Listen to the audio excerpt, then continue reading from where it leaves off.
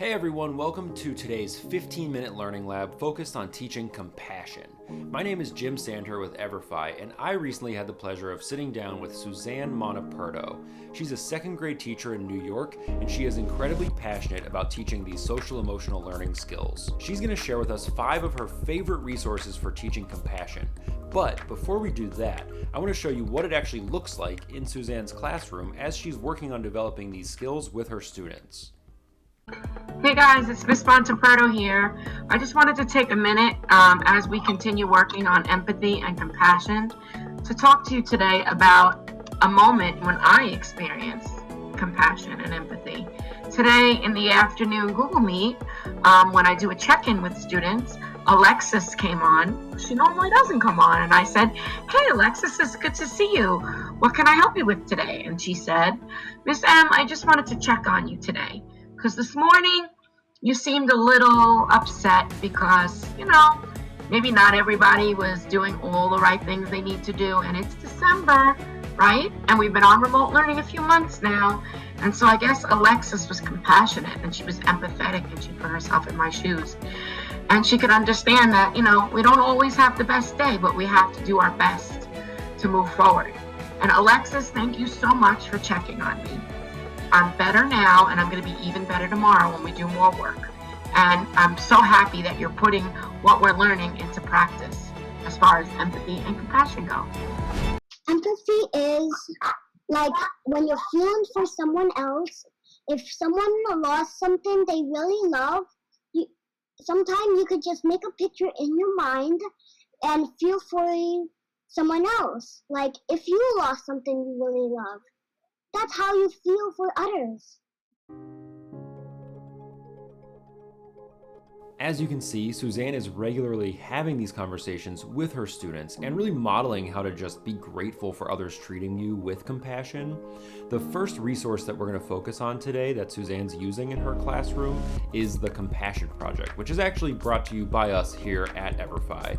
So if you'd like to sign up for the Compassion Project, just go to thecompassionproject.com and try it out for yourself. Let's hear a little bit about how Suzanne found the Compassion Project and why she likes using it with her students. My principal was like, "Oh, did you see Everfi has this new compassion project?" And I really wanted to do it, but I always try to make it relatable to them, like that whole concept of walking in someone else's shoes. And I try to teach them, like, where is a time that you felt that way, or even if it's an experience that you never personally had, like, could you imagine how that felt? Teaching them identification. Just because I'm not, an African American woman doesn't mean I can't identify with some of the things that person were to go through.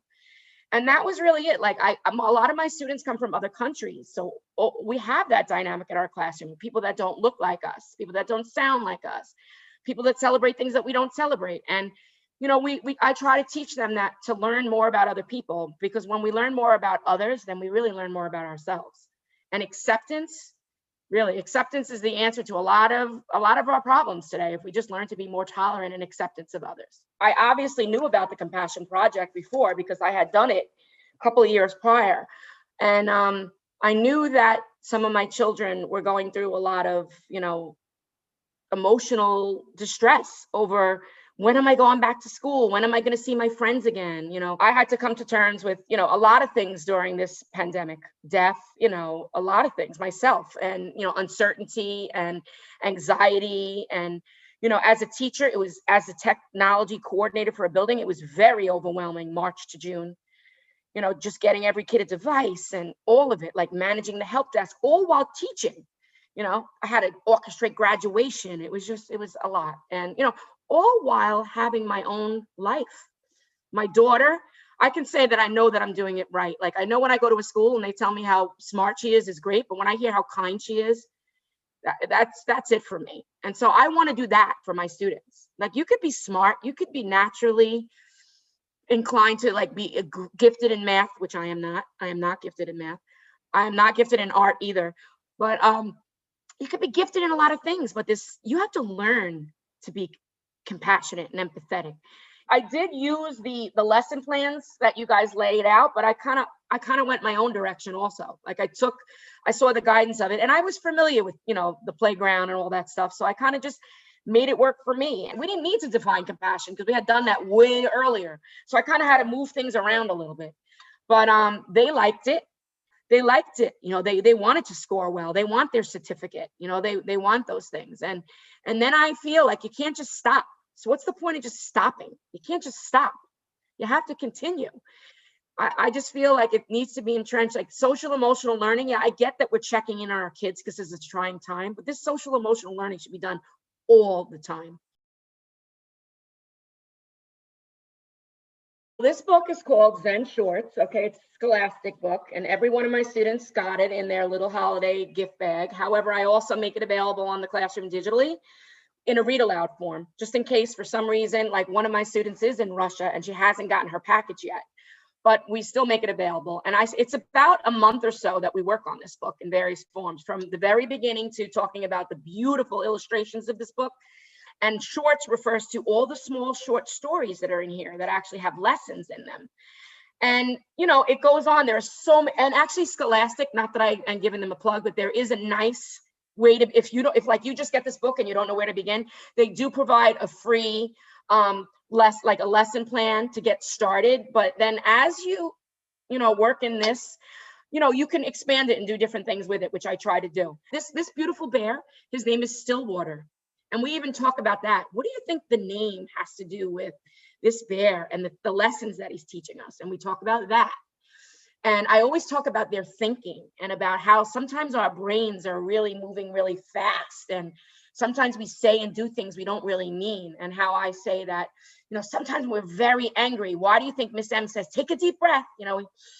We take a deep breath, and it doesn't always make us feel better. Like when we breathe and our breath. And I always talk about, I try to equate breathing to respiration and how all living things are connected to the breath. And we talk about meditation and how Stillwater talks about still water. They eventually get to the fact that still water means the water isn't moving. And we talk about what a river looks like when the water is moving, what the soil, can you see? And we talk about clarity and how when the water is still, we could see things more clearly. And the same is with our minds, which then in turn, we lead into what mindfulness means and how we need to be more mindful in the way that we think and the way that we speak and the way that our thoughts lead to our actions, and everything is related. And so this book is a beautiful introduction.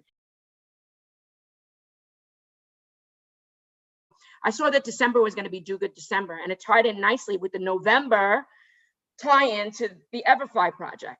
And I know this sounds so strange, but with Alex Trebek's passing, it actually helped me with children explaining compassion and empathy when it came to some of the loss they were experiencing in their own lives, because he's a very public person, and they would see him and they knew who he was. Oh, that's the game guy, and when he passed, and having that video, it helped me explain it to them, because some of them were losing people that were far away, grandparents, people they didn't really meet in their family with all that was going on. So it was helpful. And we talked about compassion, and, they wanted to do things for their parents to make them feel better, and, things like that. So the Action for Happiness calendar, it all kind of just came together that I started to talk about, we were going to do this calendar, the Do Good December calendar. And every day I would post a positive message, and I posted it in the classroom as well as my teacher social media and the school social media, because like you, Jim, I manage I wear many hats. And one of them is I take care of the social media for the school, the webpage, all the technology. So I kind of, without anybody really telling me I kind of made my whole school take on the persona of Do Good December. Whether they did or not is on them. But it is a beautiful you can download an app. It is an app, an Action for Happiness app. And you can every day get notifications about, it's twice a day, so it's not obnoxious. And each day it gives you a little thing to work on, and, now it's a happier January, like being happier in January. And a great one is switch off all your tech 2 hours before bedtime. That's today. Yeah, I know, hard to do. I see your face. I get it. But so it's as simple as that, little acts like that, acts of kindness. And then when I saw November, you guys were launching your compassion project, I figured, all right, then that was the big launch. September, it was getting to know them getting to know me. It started with a Google form where the parents filled out this whole survey. What's your child's strengths? And I could share that with you too. What areas do you think your children need to work on the most? What's what is something funny you want me to know about your child? Like, I ask them very different questions. Honestly, the parents are very grateful. Like, I have some healthcare workers in my group. I sometimes meet with those parents at night, 7 or 8 o'clock at night. I'll get on a quick Google Meet with them just to check on stuff. Again, my goal, the way I look at it, is how would I want my second grader to be learning in this environment? And I do have people who say, you're crazy, that's not your job. Well, it is my job to be a good human being and to try to help anyone I can get through this in the best way that I can. And I try to teach them that. Like, I took a little video of me. I have a neighbor a couple doors down, an older lady, and she doesn't like to come out on a good day. Imagine during a pandemic. So when I go to the store for my mom, like, sometimes I'll leave her like milk and bread. Now I can, because it's winter, on her doorknob. And I never leave a note. I try to explain to them, like, when you could do something for someone else and they don't necessarily know that you've done it, I try to explain that concept to them. It's not easy, but like, why don't you, like, and one kid did, like, Miss M, I made my bed. My mom didn't even have to ask me. She was so happy. I said, little things. I try to make it relatable. Like, I'll create a Google survey just to check in. I did a December check-in. How's everything going at home? Is there anything I should know about? What can I help you with? Do you need reading books for kids? And it is a lot of work. And I'm very lucky that I have a background knowledge in using Google, because it does make it easier, like getting consent for posting online. I had to create a digital one. Like, it's a challenge, and community is huge, and the parents have to buy in, and they have to believe, and every morning, because I'm a realist, sometimes I get frustrated also when the kid's not doing the work, but I don't know what's going on in that house. I don't know what's going on in that life. And so the way I look at it is this: I have 2 daughters, and I say, if this was my child going through this type of thing, how would I want to be treated as a parent? How would I want to be involved as a parent? And so most of them are all in. I'm not going to lie to you, they're all in. And so, but the buy-in for me has to be community, and believe that we are a family. A great tool, in addition to the Action for Happiness, is Flipgrid. Some of my kids, they're not great at writing. They're emergent writers, emergent readers. So where they're very apprehensive, they don't, Miss them, I'll get messages, can you not show my work? Because they're learning to speak phonetically and write phonetically, so they're a little bit embarrassed. But if they can get on Flipgrid, they can express themselves better than they can in their writing. And so when I saw that you guys put that challenge up, I was like, oh, this is great, because this remote class that I have children that just came to the country in September, and then I have gifted and talented. And then I have also the children who have IEPs, that have special needs. So it allowed me to really differentiate teaching empathy and compassion. So, so Flipgrid is a great tool. It's a great tool for I use it in every subject area: science, social studies, all of it. But it especially came out. And honestly, what you saw, like, I shared the entire grid with you. I didn't edit anything. I didn't, I know not everything was perfect. They didn't necessarily express what someone would say, oh, grammatically correct or whatever, but they got their point across, and they really made it personal. I love when one of my students was like, and he wrote on my shoe, he made me feel so bad. Like, you felt what she was saying. The thing I find most beautiful about Flipgrid is, so if Jim does a small short recording about a personal experience, then my students can respond to each other. Like, Jim, I love, and they do it all the time. They do it so beautifully. Oh, Jim, when you explained to me how sad it made you when your grandma passed away, I understood that too. And some of them are so cute. Then they talk about a pet, or they talk about, but they really make it about them and their connection to their classmate, which also helps to build their community. I mean, it is a beautiful aspect of Flipgrid. I think Flipgrid is underused in this environment. Like, when you have kids that are struggling for writing and reading, like their speech, take advantage of it.